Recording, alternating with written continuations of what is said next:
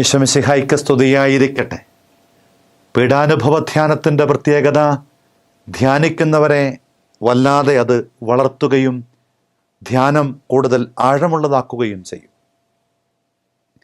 ക്രിസ്തുവിൻ്റെ പീഡാസഹനങ്ങളോട് ബന്ധപ്പെടുത്തിയ ധ്യാന വഴികളിലൂടെ ഒരു വിശ്വാസി കടന്നു പോകുമ്പം അറിയാതെ അറിഞ്ഞും ജീവിതം ഇങ്ങനെ പുതിയ വഴികളിലൂടെ പുതിയ സാധ്യതയിലൂടെ സ്വർഗം കൂട്ടിക്കൊണ്ടു പോകുന്നത് കാണാൻ കഴിയും.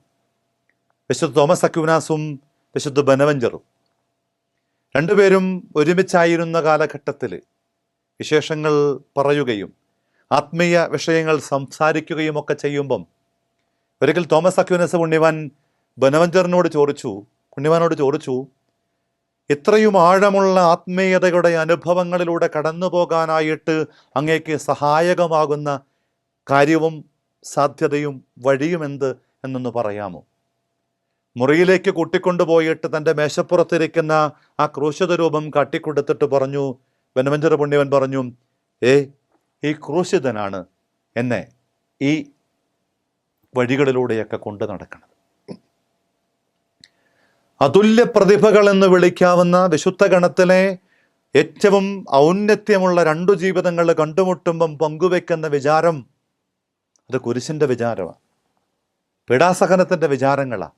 അതുകൊണ്ട് ഏതൊരു വിശ്വാസിയുടെ ജീവിതത്തിലും ഈ നോമ്പുകാലത്തെങ്കിലും ഇത്തരം കുരിശു വിചാരങ്ങളെ, ഇത്തരം ക്രിസ്തുവിൻ്റെ പീഡാസഹനങ്ങളോട് ചേർത്തു വയ്ക്കുന്ന ആത്മീയതയെ ഓർത്തെടുക്കാൻ, ധ്യാനമാക്കാൻ, അതിനെ ആഴത്തിൽ ധ്യാനിച്ച് ജീവിതത്തിൽ കുറച്ചും കൂടെ ക്രിസ്തുവിനോട് താതാത്മ്യപ്പെടാനായിട്ട് നമുക്ക് സാധിക്കട്ടെ.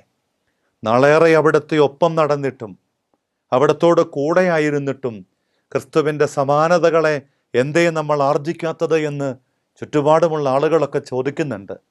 വർഷങ്ങൾ ഒരുപാട് സന്യാസത്തിലും പൗരോഹിത്യത്തിലും സമർപ്പിത ജീവിതത്തിലും ക്രിസ്ത്യാനിയായിട്ടും ജീവിച്ചിട്ടും ക്രിസ്തു ജീവിതത്തിൻ്റെ അടരുകളൊന്നും അധികമായിട്ട് നമ്മളിൽ കാണാതെ വരുമ്പം സങ്കടത്തോടു കൂടെ ഗാന്ധിജി പണ്ട് പറഞ്ഞില്ലേ, ഞാൻ ക്രിസ്തുവിനെ സ്നേഹിക്കുന്നു, ക്രിസ്ത്യാനിയെ വെറുക്കുന്നു. അതിലേക്ക് നമ്മുടെ ജീവിതത്തിന് അകലമുണ്ട് എങ്കിൽ, അങ്ങനെയാണ് നമ്മുടെ ജീവിതമെങ്കിൽ ഫ്രാൻസിസ് മാർപ്പാപ്പ ഓർമ്മപ്പെടുത്തും പോലെ നമുക്ക് കുറേയും കൂടെ കരുണാർദ്രതയോടുകൂടെ ക്രിസ്തുവിലേക്ക്, ക്രിസ്തു അനുഭവങ്ങളിലേക്ക് നമ്മെ ചേർക്കാം. അതിനായി സഹന ധ്യാനം, കുരിശ് ധ്യാനം നമ്മെ ശക്തിപ്പെടുത്തട്ടെ. നമ്മുടെ കർത്താവ് ഈശോ മിശിഹായുടെ കൃപയും പിതാവായ ദൈവത്തിൻ്റെ സ്നേഹവും പരിശുദ്ധാത്മാവിൻ്റെ സഹവാസവും കുരിശിൻ്റെ ധ്യാനം പുതിയ ദിശാബോധങ്ങളിലേക്ക് ചേർക്കാൻ നമ്മെ സഹായിക്കട്ടെ, ഇപ്പോഴും എപ്പോഴും എന്നേക്കും. ആമേൻ. ഈശോ മിശിഹായ്ക്ക് സ്തുതിയായിരിക്കട്ടെ.